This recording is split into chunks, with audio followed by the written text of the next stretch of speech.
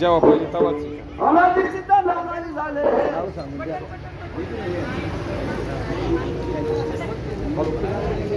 अनादि सिद्ध लवणारी झाले स्वानंद कुरकुला स्वय घेऊन आले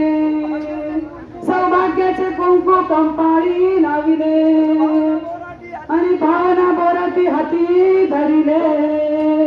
अन बय्य तुला अग बय्य तुला बुरगोंडा